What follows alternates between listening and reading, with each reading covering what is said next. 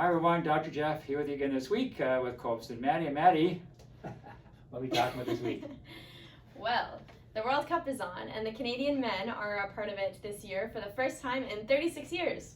Go Canada! So I figured we would talk about something soccer related. I think we should talk about concussions because that's something that really doesn't get talked about in soccer, but it can be quite prevalent. Yeah, so I actually read that 22% of soccer-related injuries are concussions.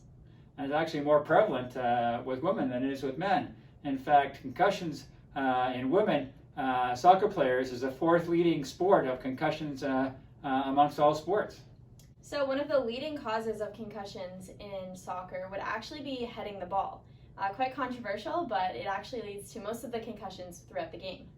In fact, a lot of associations don't allow kids under the age of 12 to hit the ball because they consider their brains are still growing and they don't want to cause any traumatic brain injuries to kids' brains. In fact, most associations spend a lot of time teaching their kids how to hit the ball properly.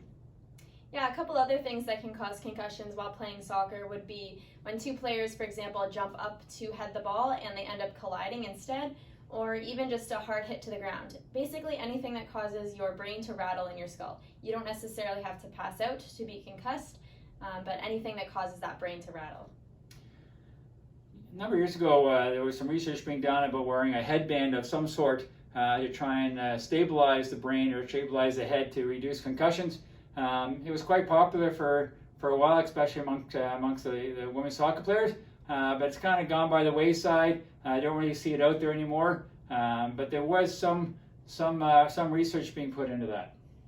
Yeah, so what can you do to prevent or sort of avoid concussions while playing soccer? One of the biggest things would be to use a smaller sized ball. So it was shown that even downsizing the ball by one size can reduce concussions by up to 10%.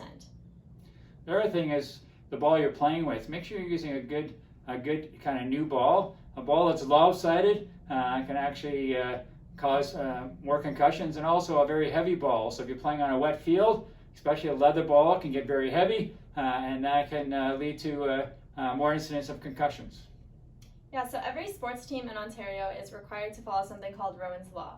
So this means that if there is a player suspected of a concussion or they have any signs or symptoms of a concussion, they're expected to sit the play until further reevaluation. So if you have any questions about anything we talked about here today, you can always email us, or you can return something on Facebook and let us know. If you like the video, give us a thumbs up, share it with your friends, always important. And here goes the chiropractic. We got your back.